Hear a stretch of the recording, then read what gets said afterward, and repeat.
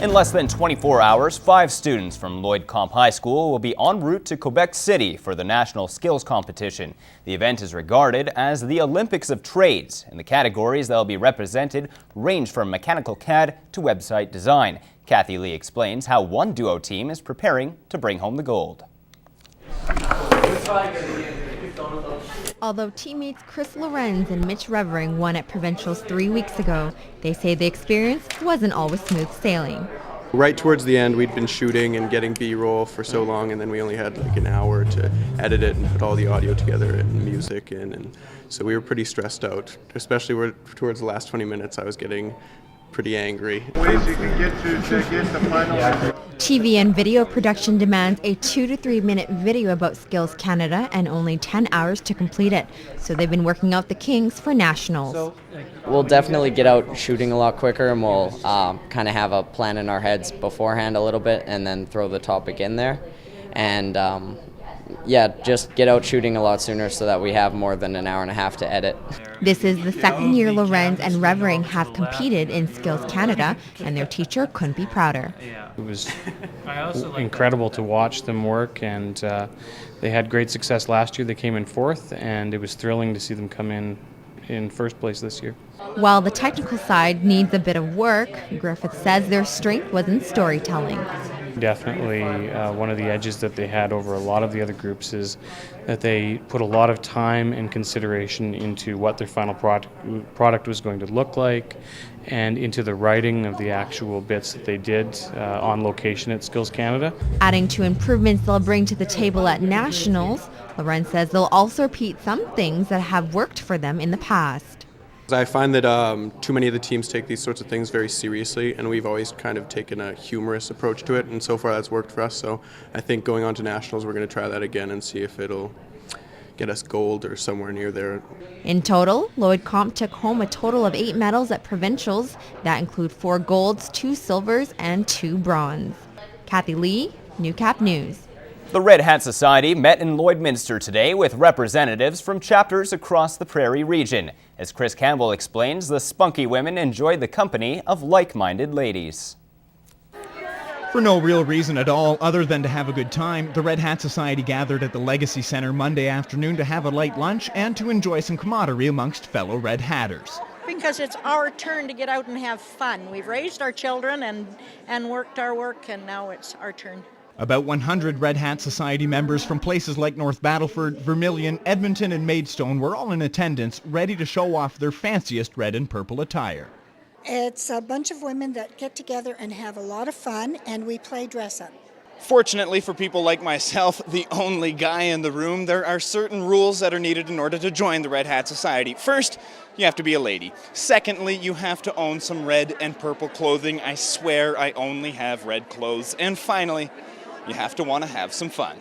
You have to be over 50 to wear red and purple. Under 50, you wear lavender and pink. And you have to be just a little bit crazy. Fair enough. He's laughing at me. I swear I'm with you, laughing with you. Now you say a little bit of crazy. You're all here for fun. You bet. That's what we do. That's what we do best. Queen Sandy Plaisir from Tofield, Alberta credits the Society for introducing her to friends she otherwise wouldn't have ever met. I have made so many friends from all over Alberta and now into Saskatchewan, and it's just done wonders for me.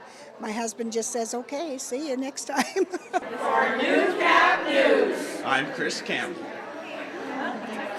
Wow. The 2011 version of the Relay for Life fundraiser wrapped up early Saturday morning at Bud Miller Park, with all proceeds going towards the Canadian Cancer Society. It's Lloydminster's largest fundraiser, and for those who took part, although tired from a long night, they say they're already looking forward to next year. Emotions were close to the surface at Bud Miller Park as cancer survivors, their friends and families gathered for the opening ceremonies on Friday evening. After a symbolic emotional release, the survivors walked a lap around the lake, cheered on by supporters.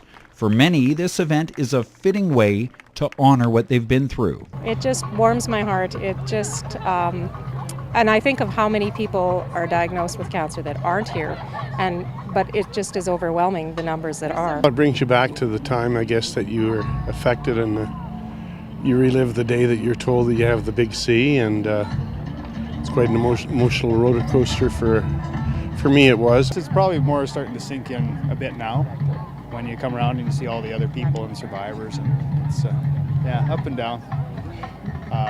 Good friends, I guess, kind of keep you going.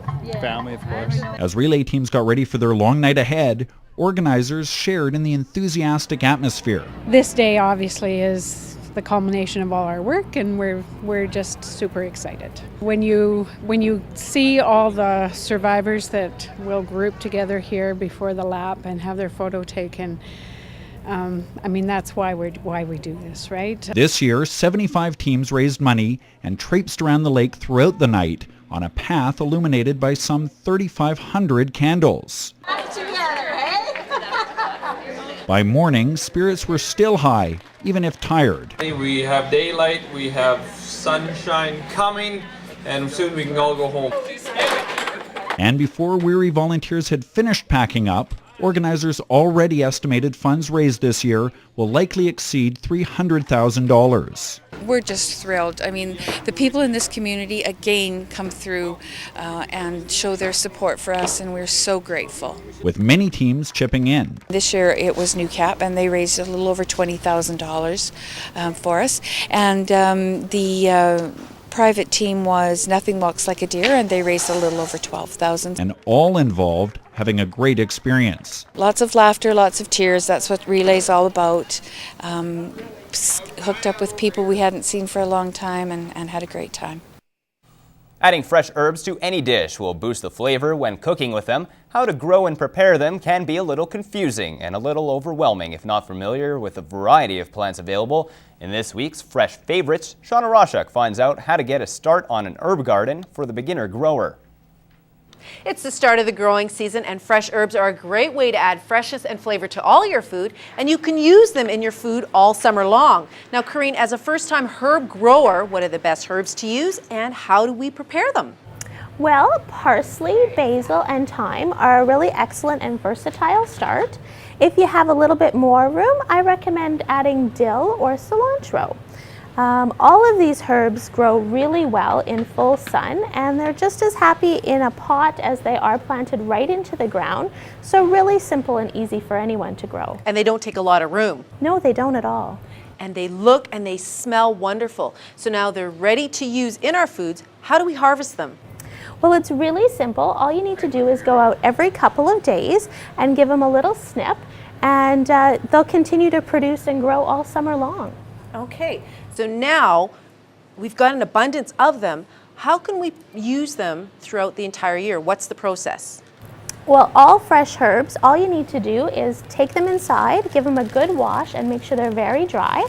Put them in a Ziploc bag or chop them up and put them in an ice cube tray, and they're in your freezer all winter long to add to soups, stews, and sauces, really quick and easy. So it takes a little bit of time, but then you've got great herbs to add to your food all year long. Yes.